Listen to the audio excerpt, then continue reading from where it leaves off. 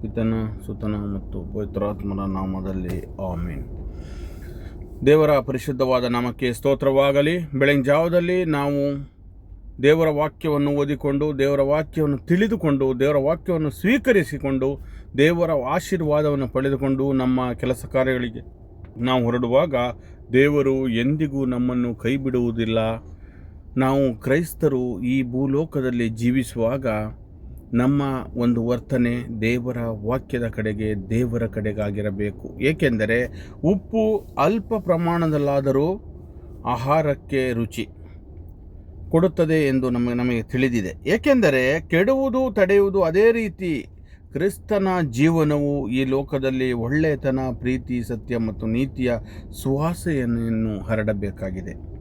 ಇದಾಗಿದೆ ಕ್ರಿಸ್ತರ ಒಂದು ಜೀವನ. ಅದಕ್ಕಾಗಿ ದೇವರು ಈ ದಿನ ಯೇಸು ಸ್ವಾಮಿ ನಮಗೆ ಒಂದು ಮಾತನ್ನು ಹೇಳಿದ್ದಾರೆ. ಇದನ್ನು ನಾನು ಆಯ್ದುಕೊಂಡಂಥ ಭಾಗ ಮತ್ತಾಯನು ಬರೆದ ಸುವಾರ್ತೆ 5ನೇ ಅಧ್ಯಾಯ 13ನೇ ವಚನವಾಗಿದೆ.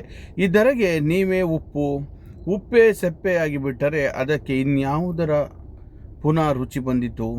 ಇನ್ನು ಅದು ಕೆಲಸಕ್ಕೆ ಬಾರದ ವಸ್ತು. ಜನರು ಅದನ್ನು ಆಚೆ ಬಿಸಾಡುತ್ತಾರೆ, ದಾರಿಗರು ಅದನ್ನು ತುಳಿದು ಬಿಡುತ್ತಾರಷ್ಟೇ ಎಂಬುದಾಗಿ ದೇವರು ನಮಗೆ ಸ್ಪಷ್ಟವಾಗಿ ಹೇಳಿದ್ದಾರೆ. ಯೇಸು ಕ್ರಿಸ್ತರು ನೀವೇ ಉಪ್ಪು ಎಂದಾಗ ನಮ್ಮ ಜೀವನವು ಇತರರಿಗೆ ಮಾದರಿಯಾಗಬೇಕು ಎಂಬುದಾಗಿದೆ ಆ ಮಾತಿನ ಅರ್ಥ ಎಂಬುದಾಗಿ ನಾವು ತಿಳಿದುಕೊಳ್ಳಬೇಕು. ನಮ್ಮ ಮಾತು, ನಡೆ, ನುಡಿ, ಪ್ರೀತಿ ಮತ್ತು ವಿಶ್ವಾಸದಿಂದ ಜನರು ದೇವರನ್ನು ಕಾಣಬೇಕು. ಆದರೆ ಅದೇ ರೀತಿ ನಾವು ನಡೆದುಕೊಳ್ಳಬೇಕು. ಅದೇ ಕ್ರಿಸ್ತರ ಜೀವಿತವಾಗಬೇಕು ಎಂಬುದಾಗಿದೆ ಈ ವಾಕ್ಯದ ಅರ್ಥ. ದೇವರು ಈ ವಾಕ್ಯವನ್ನು ಆಶೀರ್ವದಿಸಲಿ. ಈ ವಾಕ್ಯವನ್ನು ಕೇಳುವಂಥ ನಿಮ್ಮೆಲ್ಲರನ್ನು ದೇವರು ಆಶೀರ್ವದಿಸಿ ಕಾಪಾಡಲಿ. ನಿಮ್ಮ ಪ್ರಾರ್ಥನಾ ಮನವಿ ಇದ್ದರೆ ನಮಗೆ ಕಳಿಸಿಕೊಡಿ, ನಮಗಾಗಿಯೂ ಪ್ರಾರ್ಥಿಸಿರಿ ಎಂಬುದಾಗಿ ಕೇಳಿಕೊಂಡು ಪ್ರಾರ್ಥಿಸ್ತೇನೆ. ಪಿತನ ಸುತನ ಮತ್ತು ಪವಿತ್ರಾತ್ಮರ ನಾಮದಲ್ಲಿ ಆಮೇನ್.